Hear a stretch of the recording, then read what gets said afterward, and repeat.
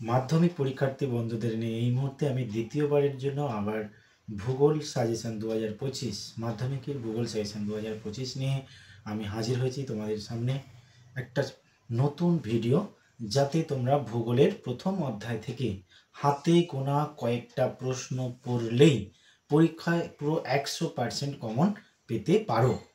তো দেখো, এই মুহূর্তে আমি রয়েছি, তোমরা ইতিমধ্যেই আমার ভিডিও লক্ষ্য করেছো। তো সেক্ষেত্রে আবারও বলবো, তোমাদের এই প্রশ্নগুলো মিলিয়ে দেখবে এবং আশা করি এখনও যাদের এই প্রশ্নগুলো রেডি হয়নি তারা চটজলদি একটু সময় করে এই প্রশ্নগুলো পড়ে রাখবে, কারণ এই প্রশ্নগুলো পড়া মানে তুমি মাধ্যমিকে নিশ্চিন্তে এই প্রশ্নগুলোর উত্তর লিখতে পারবে। তাহলে চলে আসো বন্ধুরা, এবারে আমি প্রশ্নগুলো নিয়ে একটু আলোচনা করছি।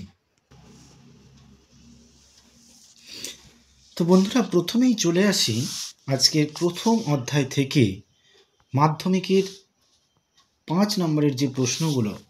দেখো, যেহেতু গত বছর বায়ুর কাছ থেকে একটা প্রশ্ন দিয়ে দিয়েছে, সেক্ষেত্রে এবছর তোমাদের নদীর ক্ষয়কার্যের ফলে গঠিত 3টি ভূমিরূপের সচিত্র বর্ণনা দাও খুবই গুরুত্বপূর্ণ। এই প্রশ্নটা তোমরা কিন্তু অনেকেই করনি এখনো পর্যন্ত, ফলে এই প্রশ্নটা এখনই রেডি করে নেবে। এছাড়া 2025-এর মাধ্যমিক টেস্ট পেপারের প্রত্যেকটা স্কুলে লক্ষ্য করবে হিমবাহের ক্ষয়কার্যের ফলে সৃষ্টি 3টি ভূমিরূপের সচিত্র বর্ণনা দাও। আশা করি এই প্রশ্নটা সকলেরই তৈরি করা আছে। বলছি, যেহেতু পরীক্ষার ক্ষেত্রে অনেক সময় একটু প্রশ্ন ঘুরিয়ে দেয়, সেক্ষেত্রে কিন্তু সবাই তোমরা হিমবাহের ক্ষয়কার্য করে গেলে, কিন্তু কোনো কারণে অন্য দিল। তো এই রকম যদি একটু সমস্যা হয়, সেক্ষেত্রে তোমরা নদীর ক্ষয়কার্যের ফলে গঠিত ভূমিরূপটা অবশ্যই করে রাখবে। সঙ্গে আর একটা প্রশ্ন একটু দেখে রাখবে, সেটা কি? হিমবাহ ও জলধারার মিলিত কার্যের ফলে গঠিত 3টি ভূমিরূপের চিত্রসহ বর্ণনা দাও। তোমার কিন্তু চিত্র নাও থাকলে অবশ্যই যেহেতু 5 নম্বরের প্রশ্ন, সংজ্ঞা দিতে হবে, বৈশিষ্ট্য লিখতে হবে, কিভাবে গঠিত হয় এবং চিত্র উদাহরণ দিতে হবে। তো এই হলো প্রথম অধ্যায়ের আজকের 5 নম্বরের প্রশ্ন। প্রথমে আমরা এই 3টে প্রশ্নই কিন্তু ভালোভাবে করব এবং অবশ্যই হিমবাহের ক্ষয়কার্য করব, তার সঙ্গে নদীর ক্ষয়কার্য এবং হিমবাহ ও জলধারের মিলিত কার্যের ফলে গঠিত ভূমিরূপ দেখে যাব। নেক্সট বন্ধুরা, চলে আসি 3 নম্বরের প্রশ্ন কি আমরা করব। তো দেখো, এখান থেকে একটা বিষয় লক্ষ্য করবে, আমি সাজেশন করার সময় একটু ভেবে দেখলাম যে যেহেতু গত বছর বায়ুর কাজ থেকে তোমাদের 5 নম্বরের প্রশ্ন এসেছে, সুতরাং এবছর কিন্তু এখান থেকে 3 নম্বরের প্রশ্ন থাকার সম্ভাবনা খুবই বেশি। তো বায়ুর কার্যের ফলে কী কী ভূমিরূপ পড়তে পারে? বারখান ও শিববালিয়ারির পার্থক্য, ইয়ারদাং এবং জিউগানের পার্থক্য। এই দুটো পার্থক্য খুবই বেশি ভালো করে দেখে রাখবে পার্থক্যের মধ্যে। আর কি না, মরু অঞ্চলে বায়ুর কাজের প্রাধান্য দেখা যায় কেন? যদি কোনো কারণে যিনি প্রশ্ন করেছেন তার মনে হতে পারে যে আমি এখান থেকে যদি 3 নম্বরের দেব, তাহলে বায়ু থেকে কিন্তু এই 3টে প্রশ্ন খুবই গুরুত্বপূর্ণ। বারখান এবং শিববালিয়ারির পার্থক্য, ইয়ারদাং ও জিগনের পার্থক্য এবং মরু অঞ্চলে বায়ুর কাজের প্রাধান্য দেখা যায় কেন। এরপরে চলে আসি ওজোন স্তর।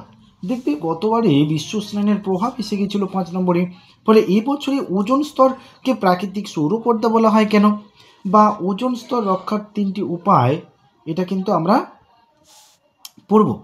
এবং সেই সঙ্গে বদ্বীপ গঠনের অনুকূল ভৌগোলিক পরিবেশ ব্যাখ্যা করো। রসে মতানে ও ড্রামলিন, যদি হিমবাহ অঞ্চল থেকে তোমাদের প্রশ্ন থাকে, রসে মতানে এবং ড্রামলিনের পার্থক্য অবশ্যই দেখে রাখবে। বদ্বীপ গঠনের অনুকূল ভৌগোলিক পরিবেশ বহু সময় এটা 5-এও দিয়েছে, আবার 3-এও দিয়েছে। অবশ্যই 5, 3 দুটোই আমরা পড়ে রাখবো। লাস্ট বলি, গ্রাবরেখা বা মোরেন, এটা কি? বহু সময় 2 নম্বরের দেয়, ফলে এবছর গ্রাবরেখা বা মোরেনের শ্রেণীবিভাগ করে লেখো, এটাও কিন্তু আমরা 3 নম্বরের প্রশ্ন হিসেবে রেডি করব। তাহলে দেখো কিভাবে আমাদের পড়তে হবে, একটু ভেবে ভেবে যদি আমরা পড়ি, অবশ্যই কিন্তু ভূগোলে আশা রাখছি তোমরা যদি সব লিখতে পারো, তাহলে কিন্তু 90% পাওয়া কোনো ব্যাপার নয়। এরপরে চলে আসি প্রশ্নমান 2। দেখো, এই যে প্রথম অধ্যায় থেকে আজকের আমি ভিডিও করছি, সেখানে দেখবি বেশ কিছু প্রশ্ন, আমি প্রায় 10 থেকে 11টা হাতে গোনা প্রশ্ন আমি রেডি করছি। সেগুলো কি বলছে? নদীর ধারণ অববাহিকা বলতে কি বোঝো? তোমরা জানো ধারণ অববাহিকা ভূগোলের রয়েছে, বহুবার এটা এসেছে, ফলে ধারণ অববাহিকা বলতে কি বোঝো, এটা কিন্তু আমাদের রেডি করতে হবে। নেক্সট আমরা চলে আসি নদীর ষষ্ঠ ঘাতের সূত্র বলতে কি বোঝো। আমরা জানি নদীর গতিবেগ দ্বিগুণ হলে বহন ক্ষমতা 64 গুণ বৃদ্ধি পায়, ষষ্ঠ ঘাতের সূত্র। এরপরে চলে আসি জলবিভাজিকার সংজ্ঞা দাও, কেমন।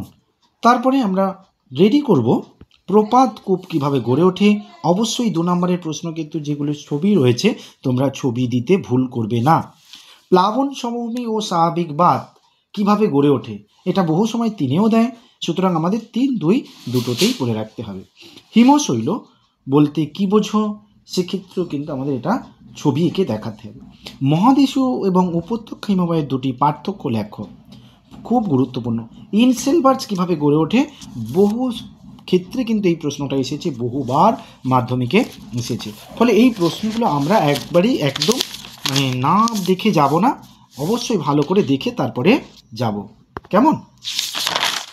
এরপরে চলে আসি অপসারণ গর্ত। দেখো আবারও ফিরে এসেছি সেই বায়ুর কার্যের ফলে গঠিত ভূমিরূপ থেকে 2 নম্বরের প্রশ্ন। অপসারণ গর্ত কিভাবে সৃষ্টি হয়, মরুদ্যান কি এবং লোয়েস কি। তো দেখো বন্ধুরা, এই ছিল আজকের প্রথম অধ্যায়ের আমার মাধ্যমিকের 2025-এর সাজেশন। প্রথমে তোমাদের 5 নম্বর ব্যাখ্যা করলাম, তারপরে 3 নম্বর ব্যাখ্যা করলাম, তারপরে 2 নম্বর ব্যাখ্যা করলাম। তো এই আজকের ভিডিওটা অবশ্যই আশা করি তোমাদের মাধ্যমিকের ক্ষেত্রে কিন্তু খুবই উপকারে লাগবে বা কাজে আসবে। তো সেক্ষেত্রে এই ভিডিওটা তোমরা যদি পছন্দ হয় অবশ্যই কিন্তু লাইক করতে ভুলবে না, সাবস্ক্রাইব করবে, কমেন্ট করে জানাবে যে কেমন লাগলো বা কেমন ভিডিও হলো, এবং আরও নিত্য নতুন সাজেশন নিয়ে আসতে আমি অতি শীঘ্রই নেক্সট অধ্যায়গুলো নিয়ে আলোচনা করব। অবশ্যই তোমরা কিন্তু এই ভিডিওটাকে শেয়ার করবে, লাইক করবে এবং কমেন্ট করবে। ভালো থেকো বন্ধুরা। আর হ্যাঁ, এই সময় প্রত্যেকটা সময় যখনই তুমি একটু মন তোমার ভালো থাকছে, যখনই একটু সময় পাচ্ছ পড়াশুনো করো, তারপরে আমরা আবার পরীক্ষার পরে একটু রিল্যাক্স পাবো। সুতরাং এই সময় পড়াশোনার বাইরে কিচ্ছু নয়। আর অবশ্যই একটু শুধু পড়াশোনা নয়, ভেবে চিন্তে পড়াশোনা করে লাস্ট মিনিট আমরা আমাদের প্রিপারেশনটাকে এগিয়ে নিয়ে গিয়ে মাথা ঠান্ডা রেখে মাধ্যমিক পরীক্ষা দেবো। ভালো থেকো, পরের ভিডিও নিয়ে আবার শীঘ্রই দেখা হবে।